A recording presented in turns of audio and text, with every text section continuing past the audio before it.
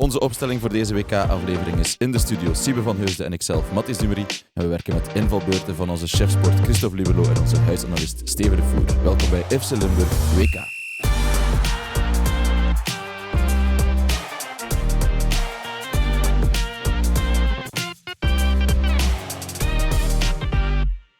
Ja, Siebe, op het WK worden mensen die niets met voetbal hebben plots voetbalfans. En zo kunnen voetbalfans zoals wij plots analisten worden. Nu, wie op scherpere analyses rekent, die kan nog altijd rekenen op Christophe en Steven met hun invalbeurten. Maar we gaan het hier telkens over de wedstrijd van de Rode Duivels hebben de dag nadien. En vrij vroeg, het is 5:15. Goedemorgen. Goedemorgen. Waar heb jij gisteren de wedstrijd gekeken? Ik heb voor veilig gekozen en ik ben gewoon thuis gebleven omdat ik wist dat ik hier vandaag zo vroeg ging moeten podcasten met jou. Ik heb een andere aanpak gedaan en ik ga het me misschien nog beklagen. Ik ben naar de Oude Markt getrokken in Leuven, waar ik nu nog woon. Ik dacht al dat ik wat Stellas rook. Ja, mijn truitje heeft redelijk wat bier gevangen, maar zo hoort het ook een beetje met een supporters. Dat hoort er inderdaad bij. En ik moet zeggen, ik had me voorgenomen, want ik wist 4 uur opstaan, we gaan hier podcasten. Ik ga niet drinken, ik ga het bij 0-0 houden. En voor de match is dat ook goed gelukt, een 0-0'tje gedronken. En toen bestelden mijn vrienden een meter en ook dan bleef ik sterk. Ik zeg tegen de ober voor mij een 0-0'tje erbij. Maar enkel de meter kwam. En het 0-0'tje kwam niet en hij werd ook niet aangerekend en dat was voor mij een teken. En toen heb ik me aangesloten bij mijn vrienden en toch een paar pintjes gedronken. Met andere woorden, het is de schuld van de ober dat je hier minder fris zit. Dat is inderdaad de schuld van de ober. En ook van de WK-sfeer. Ik kon het niet laten. Het was te gezellig. Het hoort er ook een beetje bij. Mondiale pintje halen. Inderdaad. We zullen het gewoon over die wedstrijd hebben. Wat zijn jouw grootste conclusies na de 1-1 tegen Egypte? Voor mij persoonlijk, maar ik denk ook voor een heel deel België, is het terug een beetje voetjes op de grond na de bijzondere, succesvolle oefenwedstrijden. En ja, Egypte is niet Tunesië, wat we misschien wel allemaal een beetje hadden gedacht, maar wat wel ook al duidelijk geworden na die 5-1 overwinning van Zweden tegen Tunesië. Egypte is een hele stugge ploeg gebleken en we mogen ook blij zijn dat het 1-1 is gebleven, zou ik durven zeggen. Het had ook snel 2-0 kunnen worden eigenlijk. 0-3. Ja, 0-3 zelfs. Ik heb niet dezelfde mening. Ik denk als we nu tegen Egypte meteen 3-0 hadden gewonnen, hadden we misschien even naïef gebleven. En nu hebben we toch lessen kunnen trekken. En ik vond vooral de veerkracht van de Rode Duivels, zeker in de tweede helft, heel hoopgevend. Egypte toch een stugge ploeg en we bleven toch goede kansen creëren. Er was de vrije trap van De Bruyne, als die binnengaat, kans voor Mechelen ook. Ja, als het dan, stel dat het dan 3-1 is, dan spreken we over een fantastische ploeg van de Rode Duivels. Dus ik vond dat ze eigenlijk heel goed gespeeld hebben die tweede helft. En dat we... Ja, het is duidelijk een ploeg die kan groeien in het toernooi, vind ik. Nee, dat klopt zeker nu. Marnik zegt hier regelmatig, Asta ligt bij Genk. Maar nee, het klopt inderdaad wel. Die tweede helft, dan was er wel veerkracht en waren we ook de betere ploeg, vond ik. Maar ook in die tweede helft had Egypte ons al vrij vroeg of de wedstrijd volledig kunnen dooddoen als ze hun kansen hadden afgewerkt. Maar dat hoort bij het spelletje. En ik denk wel dat het klopt dat het misschien ook wel goed is dat we nu een mindere prestatie tussen aanhalingstekens hebben en dat we kunnen groeien in dat toernooi. En we zijn ook niet de enige topploeg die het heeft laten liggen. Kijk naar bijvoorbeeld Nederland tegen Japan. Spanje. Om nog maar van Spanje te zwijgen, inderdaad. Dus ik denk wel dat het zeker kan wat jij zegt, dat we er wel sterker gaan uitkomen. En zien of Steven de Voer, onze huisanalist, eigenlijk dezelfde mening heeft over die wedstrijd. België-Egypte 1-1. Op zich wel een billijk resultaat. Ik had vooraf wel gedacht en gezegd dat het een moeilijke wedstrijd ging worden. Ik denk dat veel Egypte onderschatten en de kwaliteit onderschatten. Ik denk dat zij ook veel beter zijn dan bijvoorbeeld in Tunesië, waarmee toch wel een vergelijking werd gemaakt naar aanleiding van deze wedstrijd. Ik denk dat Egypte veel meer kwaliteit heeft dan Tunesië. We hebben ook gezien op het WK hier dat Tunesië het heel moeilijk had ook tegen Zweden. Maar ik denk ook dat wij heel veel moeite hadden met het stugge blok van de Egyptenaren. Ook de agressiviteit van de Egyptenaren. Dat we wel wat in de problemen kwamen in de omschakeling. Daarom dat ik ook wel had geopperd voor een 3-man, 5-mans defensie. Ik denk ook als we de tegengoal zien van de Belgen, dan zien we dat we daar juist ruimte tekort komen om uit te stappen. Dat de ruimte tussen Meunier en ik denk dat het een gooi is om goed te kunnen uitstappen. Maar in de tweede helft hebben we beter gereageerd, meer kunnen creëren. Zeker met de inbreng van Lukaku, die eigenlijk instant belangrijk was. Ik denk na 30 seconden kan hij scoren. En dan hebben we nog wel een kans gehad met Mechelen en een vrije trap van Kevin op de paal. Al bij al zeer billijk, maar er is helemaal niks verloren. Ik denk dat we gewoon even terug de koppen bij elkaar moeten steken.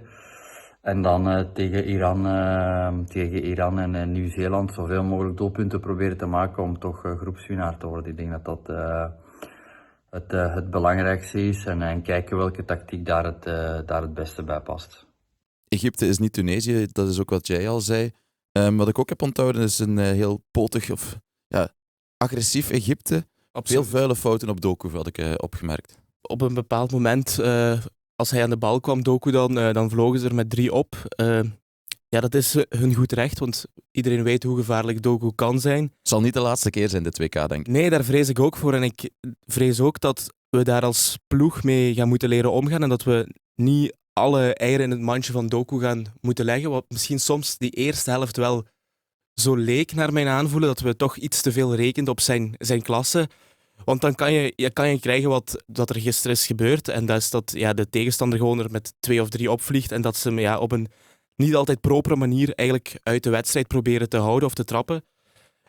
En voor hetzelfde geld kan hij ook een blessure oplopen en dan zijn we nog verder van huis, denk ik. Ja, voor je het weet moet hij nog op krukken zijn pasgeboren kind gaan bezoeken. Ja, inderdaad. Nu goed, over dat nieuws met al dan niet terugvliegen naar zijn pasgeborene, dat zullen we later in het toernooi wel zien wat daarvan komt. Ja, inderdaad. Niet op de feiten vooruitlopen. Maar misschien toch even kort erover. Vind jij het is logisch dat hij naar zijn kind wil, maar... Absoluut, ik begrijp hem volledig.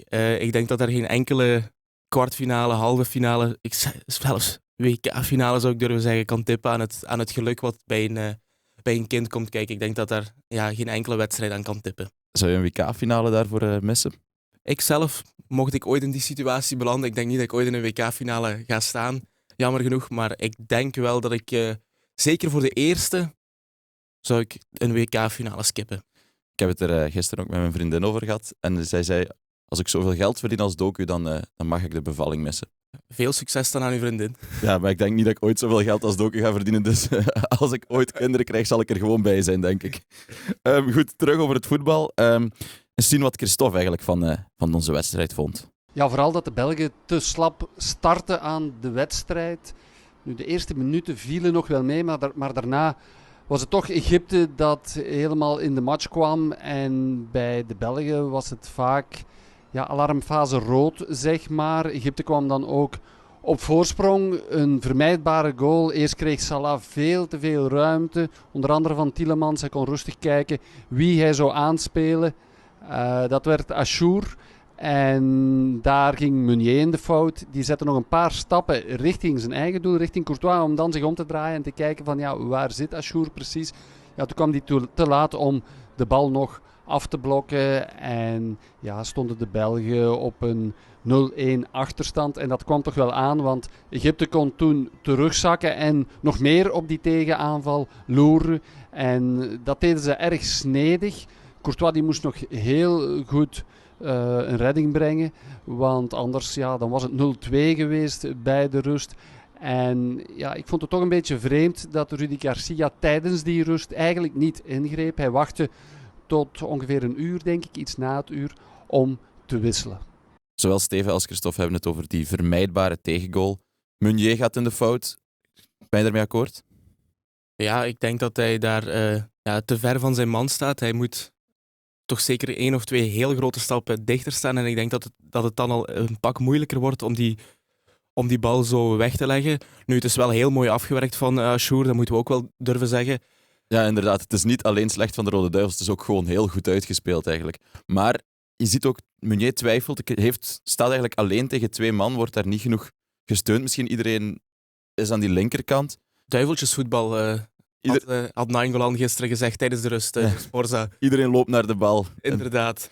Dus dat is inderdaad zo. Aan de andere kant moet Meunier daar wel verstandiger zijn, zeker met zijn ervaring, en gewoon bij zijn speler blijven een keuze maken en niet vis nog vlees tussen de twee gaan staan. Ja, en om dan door te gaan over het ingrijpen van Garcia. Jij stuurde mij al tijdens de rust dat er moest gewisseld worden van Aken en de Kuiper. Maar dat gebeurde dan niet. En dan werd het uiteindelijk Raskin en de Kuiper rond het uur dat Garcia inbracht. En dan stel ik mij de vraag, waarom niet Van Aken? Want ik vond het best duidelijk dat we voetballen op het middenveld iets misten. Absoluut. Met de combinatie Onana-Tielemans. En ik denk gewoon dat in het vervolg we gewoon moeten starten met Van Aken. Ik weet dat ik voor de wedstrijd gisteren tegen jou heb gezegd dat Onana zou starten bij mij. Maar ik denk na de prestatie van gisteren van hem, voetballend was dat toch niet top. En ik denk dat we gewoon moeten durven de keuze maken voor Van Aken. Ook gewoon omdat Van Aken ook al genoeg bij de Duivels bewezen heeft van wat voor meerwaarde hij heeft en kan zijn. Hij kan scoren, hij kan kansen creëren, mensen voor doel zetten. Heel belangrijk, voetballend. En Onana, die voetballend gisteren echt niet top was. Hij viel een beetje door de mand, zou ik zelfs durven zeggen. Heel slordige inspeelpasses. Terwijl verdedigend is dat wel een topspeler. En dan kom ik terug op wat Steven zei. In een driemansdefensie met Onana erbij, inderdaad, kan dat wel werken. Dat denk ik ook. Als je Onana erin brengt, als ik bondscoach zou zijn, zou ik hem nu inbrengen nog in een driemansverdediging tussen Mechelen en Goy. Ja, tijdens het WK zijn we allemaal een beetje bondscoach, toch? Iedereen bondscoach op zo'n WK, dus ook onze chef sport Christophe. En ook hij zou Van Aken er eerder inbrengen, tenminste als we zijn analyse in de app mogen geloven. Ja, ik had Hans van Aken inderdaad sneller in de ploeg gebracht. Garcia wisselde Onana wel degelijk. Ook een terechte wissel vond ik, want hij zat niet goed in de match. Leed te veel balverlies al in de eerste helft. Eigenlijk had hij bij de rust al gewisseld mogen worden. Maar Garcia koos dan voor Raskin als vervanger van Onana. Ook meer iemand toch voor de verdediger, wel met meer dynamiek, meer drive naar voren. En Raskin die viel niet slecht in, hoor, dat wil ik niet zeggen. Hij zorgde bijvoorbeeld ook voor de paas richting Lukaku bij de kopbalkans die Lukaku jammer genoeg niet kon afwerken. Maar ik had toch graag Hans van Aken op dat moment in de ploeg gezien. België moest zelf het spel maken. En op dat moment is Hans van Aken echt de geschikte persoon om daarvoor te zorgen. Hij kan echt een paas op snelheid geven. Denk maar aan de slimme ballen richting Lukaku in het verleden. Hij kan ook een steekballetje tussendoor geven, waardoor dat hij een ploegmaat alleen voor doel brengt. En hij scoort ook zelf heel makkelijk. Dus ja, als je dan een half uurtje krijgt, dan krijg je normaal gezien ook wel een kans. Nu viel Van Aken in de 86e minuut. Ja, dat is eigenlijk geen echte kans. Hè. Dat is gewoon hopen op een mirakel. En dat mirakel kwam er niet van Van Aken. Leuk om te horen dat Christophe en ik het volledig eens zijn. Ook al zit er een grote plas water tussen. Ja, inderdaad. Heel leuk. En ook wel inderdaad wat hij zegt. 5 minuutjes, 10 minuutjes voor Van Aken. Veel te weinig, toch? Absoluut. Nu, hij stond er ook al wel 3 minuten langs de kant te wachten op zijn invalbeurt. Dat is dan nog eens extra sneu, denk ik, als je al laat wordt gebracht, dat die bal dan maar niet buiten de lijnen wil gaan. Absoluut, absoluut. Nu, wel een gouden wissel en een vroegere wissel was geen verrassende wissel, namelijk die van Romelu Lukaku die erop kwam. Ik zat op de Oude Markt en toen hij in beeld kwam, begon iedereen al te juichen. Iedereen begon te applaudisseren. Ook toen hij in het veld kwam, waren we aan het applaudisseren. En eigenlijk tijdens het applaus nog scoort hij als een goal. Want ja, het is officieel een own goal, maar als je eender wie had gevraagd... Lukaku scoort die goal. Lukaku scoort absoluut die goal. Wat een moment. 22 seconden heeft hij erop gestaan. Ja, het is absurd. Het laat nog maar eens zien hoe belangrijk hij is voor ons, voor de Rode Duivels. Want hij heeft veel kritiek gekregen, zowel bij de Duivels als bij zijn clubs. Maar hij laat gewoon zien wat voor een steengoeie spits hij is. En ook hoe hij weegt op zo'n verdediging. Ik denk alleen al het feit inderdaad dat je als verdediging ziet, en nu komt Lukaku nog op, dat al in het hoofd een mentale tik is. Absoluut, absoluut. Dat zag je ook aan die verdediging. Ze hebben schrik van Lukaku gewoon. Ja, en terecht ook, denk ik. Ja. Wat een beer. Ja, als je al een uur hebt gespeeld en dan zie je opeens Lukaku nog op je afkomen, dan denk je toch, Nu, als verdediger. Om daarover op door te gaan, ik denk ook niet dat hij daarom automatisch nu de volgende wedstrijd tegen Iran gaat spelen. Ik zou dat persoonlijk ook niet doen. Wat ik wel zou doen, en dat zeg ik met alle liefde voor Charles de Ketelaar, ik zou wel toch durven opteren om eens Fernandes Pardo te laten starten en te kijken wat die kan doen tegen de verdediging van Iran. Omdat de Ketelaar stond gisteren wat op een eiland, vond ik. Vond ik ook. Weinig echte kansen kunnen creëren. Ja, eigenlijk gewoon... Terwijl hij zich wel altijd probeert nuttig te maken. Maar toch denk ik dat misschien een Fernandes Pardo meer op een verdediging kan wegen met zijn snelheid. Zeker. Aan overgave inderdaad geen gebrek bij de Ketelaren, maar inderdaad op een eiland... Ja, een beetje een onzichtbare wedstrijd. Probeerde wel, maar het lukte niet. Het is toch ook niet echt geen echte diepe spits. Hè. Nee, inderdaad. En om Lukaku nu al een volle wedstrijd te laten meedoen, dat lijkt me nog wat vroeg. Ik zou dat pas durven doen vanaf de knock-out fase.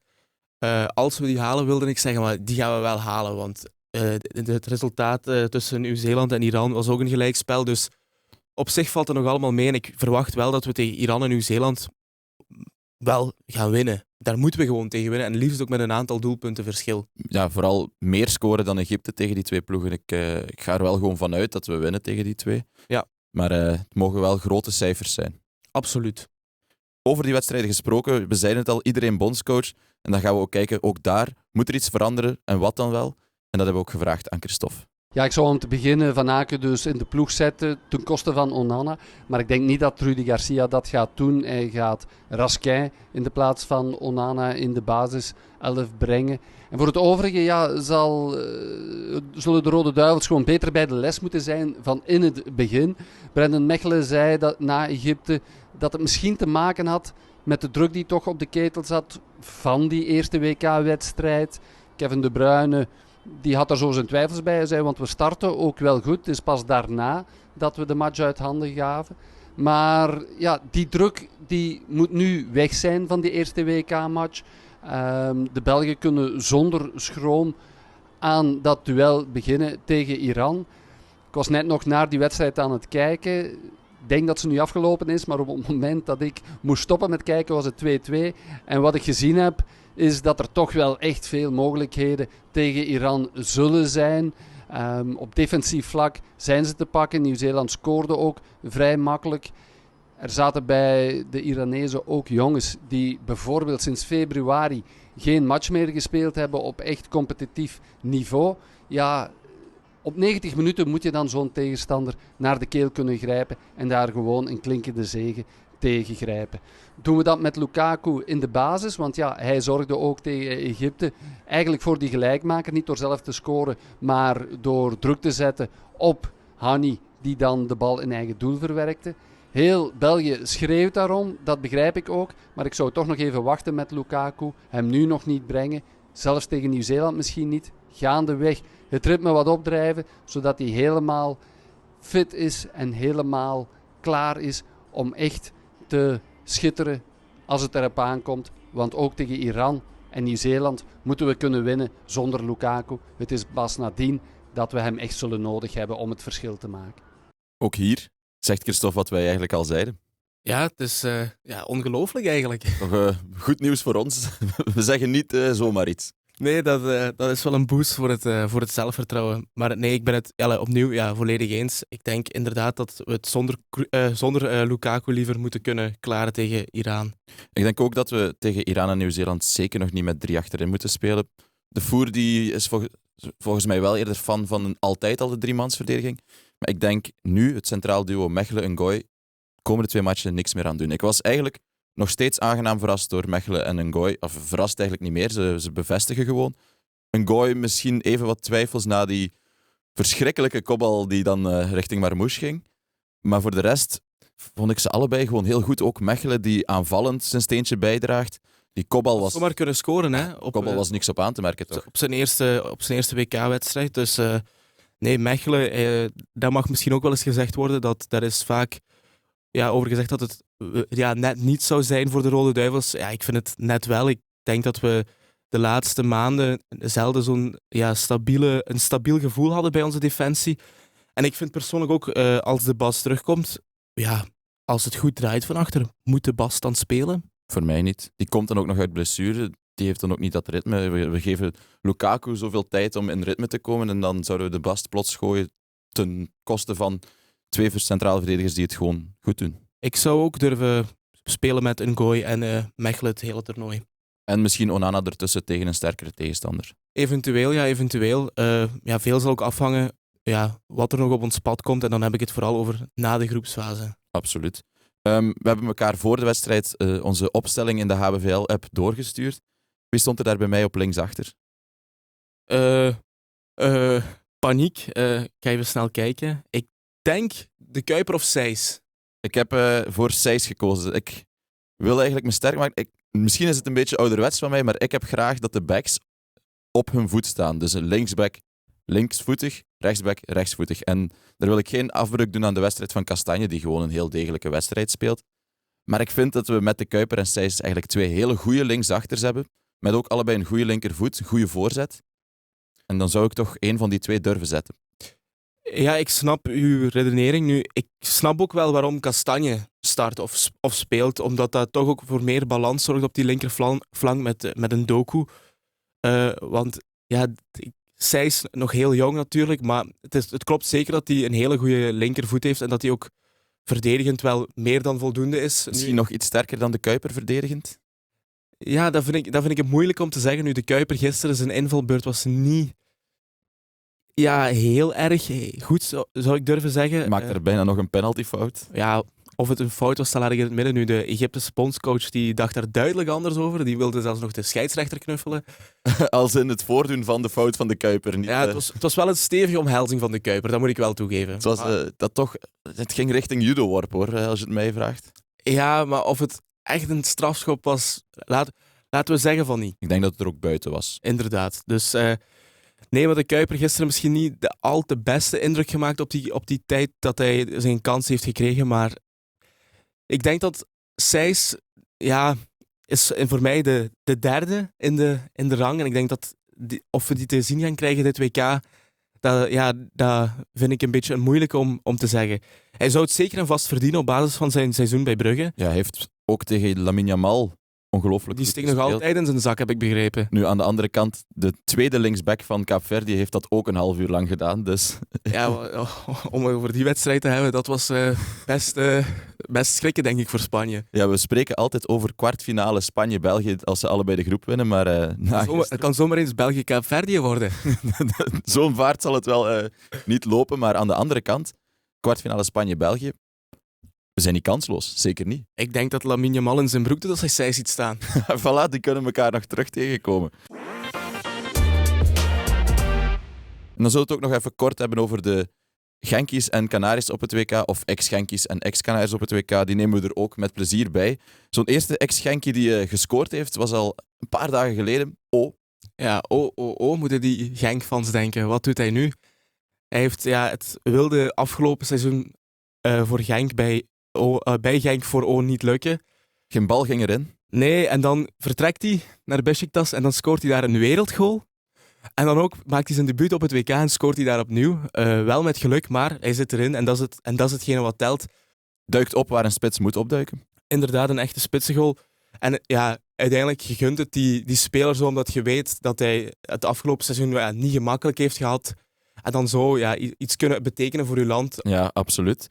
Wat wel gelukt is dit seizoen, toch zeker in play-off 2, was Junya Ito, die goed speelde toen en die lijn alleen maar doortrekt naar het WK. Sterke invalbeurt tegen Nederland. Ook op het moment dat Japan echt Nederland bij de keel grijpt.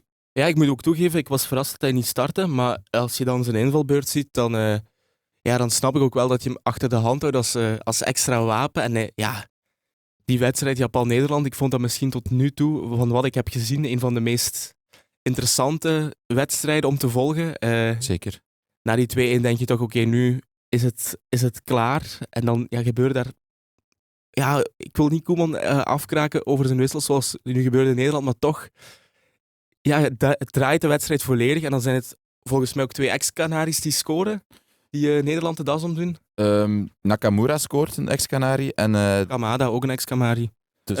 Dus 2 ex-Canaris die scoren. Er stonden er ook redelijk wat op het veld, want wie Japan zegt STVV. Want ook Suzuki in doel is een ex-Canari. En dan een huidige Canari in de verdediging, Taniguchi, die ook gewoon een heel degelijke wedstrijd speelt. Degelijke wedstrijd. Zoals we van hem gewend zijn eigenlijk. Hè. Ja, en ik denk dat het gelijkspel hier tegen Japan-Nederland wel zuur kan opbreken. Ik wil het nog wel zien tegen Zweden. Zweden die ook...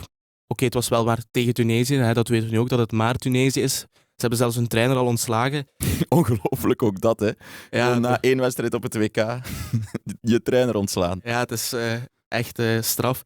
Maar ik ben wel benieuwd wat het daar in die groep gaat worden. Het is wel een interessante groep om in de gaten te houden. Zeker en vast een groep om in de gaten te houden. En dat gaan we ook doen, maar we gaan natuurlijk vooral de Rode Duivels in de gaten houden. Te beginnen met nu zondag, België-Iran. Pronostiekje. Ja, ik ga wel wat voorzichtiger zijn na gisteren, moet ik toegeven. Maar ik zou nog altijd durven zeggen 2-0. Ik ga enthousiaster zijn. Ik vind gisteren niet zo slecht als het nu lijkt. En ik ga gewoon zeggen 4-0. En ik geloof er nog in. Ik heb niet het slechtste gevoel. Als je kijkt, 2 jaar geleden op het EK, onze openingswedstrijd was tegen Slowakije, geloof ik. Verliezen we 1-0, hebben we niet die reactie zoals we nu gisteren wel hadden. Tegen Egypte, dat ik misschien nog hoger inschat dan Slowakije. Ik heb er nog altijd een goed gevoel bij en die kwartfinale gaan we zeker nog halen. Ik heb ook nog altijd een heel goed gevoel nu. Hetgene wat ons daar wel eens uur is opgebroken, is het feit dat we de groepswinst toen niet hebben gehaald. En dat we toen tegen Frankrijk zijn uitgekomen. Dat moeten we vermijden. We moeten die groepswinst pakken. Daarom veel scoren, 4-0. Voilà. Oké, dan gaan we dat doen. Goed, dankjewel Siebe voor het aangename gesprek over voetbal hier. Jij bedankt. En dan ook bedankt aan Christophe en Steven voor hun deskundige analyses en tot volgende week.